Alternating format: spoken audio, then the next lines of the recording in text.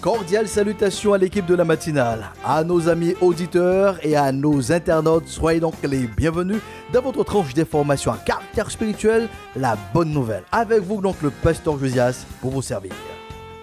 Et nous prions que le Dieu de la vie vous accorde, monsieur, madame, chère équipe de la matinale, qu'il vous accorde donc la respiration, le mouvement et l'aide, afin de trouver en lui donc une vie abondante.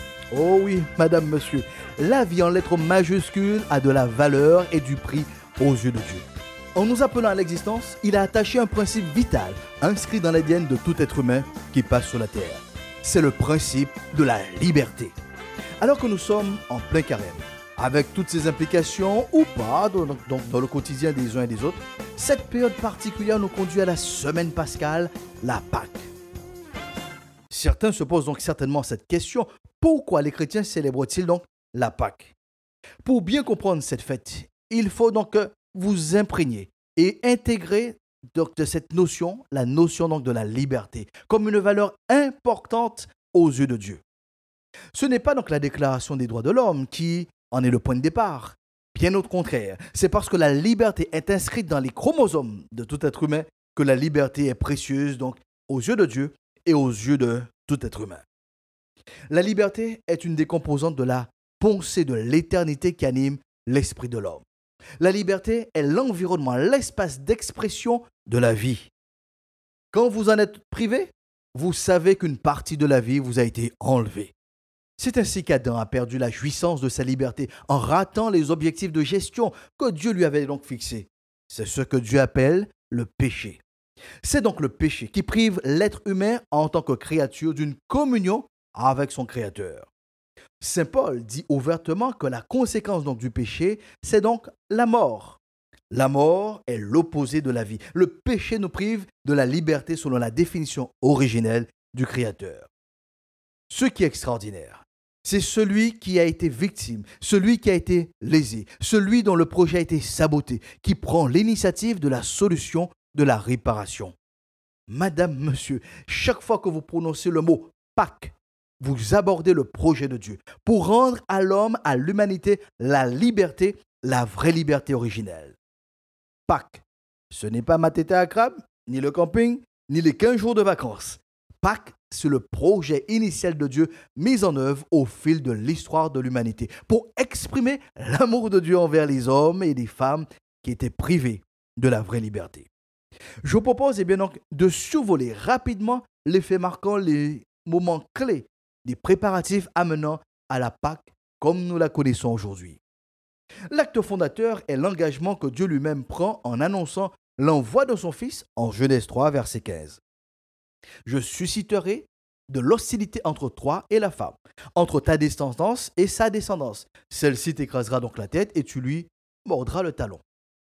En des termes plus simples, Dieu s'adressant donc au diable, son ennemi, lui annonce que la femme donnera naissance donc à un enfant. Cet enfant écrasera donc sa tête et le diable lui mordra donc le talon. Faisons maintenant donc une enjambée de plusieurs siècles avec l'histoire d'un homme appelé Abraham. En Genèse 12, il est donc affirmé ce qui suit. L'Éternel dit à Abraham: va, quitte ton pays, ta famille et la maison de ton père pour te rendre dans le pays que je t'indiquerai. Je ferai de toi l'ancêtre d'un grand peuple. Je te bénirai et ferai de toi donc un personnage renommé et tu deviendras une source de bénédiction pour d'autres. Je bénirai ceux qui te béniront et je maudirai ceux qui t'outrageront. Toutes les familles de la terre seront bénies au travers de toi. Cette étape est importante à plus d'un titre car, en effet, le projet de Dieu n'est pas pour une nation, mais pour l'humanité. Car le monde entier doit être au bénéfice donc de l'amour de Dieu. Pour atteindre les nations, Dieu va se choisir un peuple, une nation, pour toucher les autres nations. D'où cette affirmation: toutes les familles de la terre seront bénies en toi. Pour faire court, je te choisis Abraham pour que tes descendants forment la nation d'Israël. Au travers de cette nation, j'accomplirai mon projet pour l'humanité, rétablir la vraie liberté à tout être humain. Vous l'aurez donc compris que cette vraie liberté passe par le Fils de Dieu, le Christ, Jésus-Christ lui-même. Il y a une autre étape dans les préparatifs de la Pâque actuelle. Dieu étant omniscient, connaissant passé, présent et futur, il donne un aperçu à Abraham de ce que sera les choses après lui. Ainsi, en Genèse 15, verset 12, il déclare: au moment où le soleil se couchait, une grande torpeur s'empara d'Abraham. Et en même temps, l'angoisse le saisit dans une profonde obscurité. Le Seigneur lui dit: sache bien que tes descendants vivront en étranger, dans un pays qui ne leur appartiendra pas. On en fera des esclaves et on les opprimera pendant 400 ans. Mais j'exécuterai mon jugement contre la nation qui les aura réduits en esclavage, et ils quitteront le pays chargé de grandes richesses. Notez bien donc ces propos. Tes descendants vivront en étranger dans un pays qui ne leur appartiendra pas. On en fera des esclaves et on les opprimera pendant 400 ans. Arrêtons-nous 30 secondes pour rappeler que le Dieu de la vie, le Dieu de la liberté est totalement opposé à la réduction de tout être humain à l'esclavage, la suppression donc de sa liberté. C'est le même principe pour nous les Afro- et Indiens descendants. Nos aïeux ont été réduits dans les conditions d'esclaves. Quoique certains ont cherché des arguments dans la Bible pour justifier leur méchanceté, cette manipulation de la Bible ne fait pas de Dieu un esclavagiste. D'ailleurs, la prochaine étape clé le démontre clairement. Cette fois-ci, nous sommes dans le livre de l'Exode au chapitre 3. Il est dit: l'Éternel reprit: j'ai vu la détresse de mon peuple en Égypte et j'ai entendu les cris que lui font pousser ses oppresseurs. Oui, je sais ce qu'il souffre. C'est pourquoi je suis descendu pour le délivrer des Égyptiens, pour le faire sortir d'Égypte et le conduire vers un bon et vaste pays, un pays ruisselant de lait et de miel, celui qu'habitent les Cananéens, les Hittites, les Amoréens, les Phérésiens, les Éviens et les Jébusiens.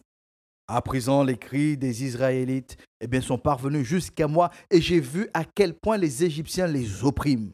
Va donc. Maintenant, je t'envoie vers le Pharaon pour que tu fasses sortir d'Égypte les Israélites, mon peuple.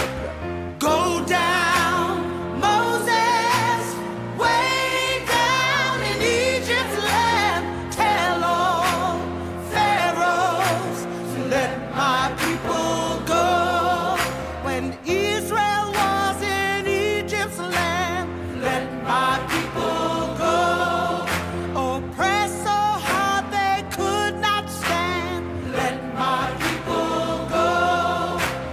Go down, Moses, way down in Egypt's land. Tell all pharaohs to let my people go.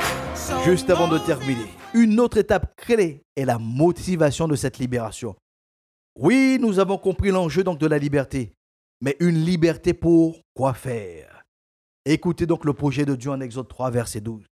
Sache donc, dit-il, que je serai avec toi, lui répondit donc Dieu. Et voici le signe auquel on reconnaîtra que c'est moi qui t'ai envoyé. Quand tu auras fait sortir le peuple hors d'Égypte, vous m'adorerez sur cette montagne-ci. Donc, la finalité de cette grande opération de libération, c'est pour ramener toute une nation à une communion avec son peuple. Laisse aller mon peuple pour qu'il puisse m'adorer. So Moses went to Egypt's land, let my people go. Made all the pharaohs understand, let my people go.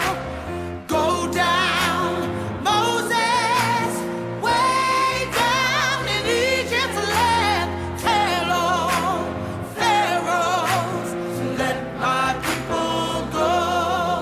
When Israel was in Egypt's land, let my people go. Oppressed so hard they could not stand, let my people go. Go down, Moses, way down in Egypt's land. Tell all pharaohs, let my people go. Go down, Moses, way down in Egypt's land. Madame, monsieur, quand Dieu a un projet, personne ne peut l'arrêter. La Pâque est le projet de tout temps que Dieu a activé spécialement pour vous en ce 21e siècle.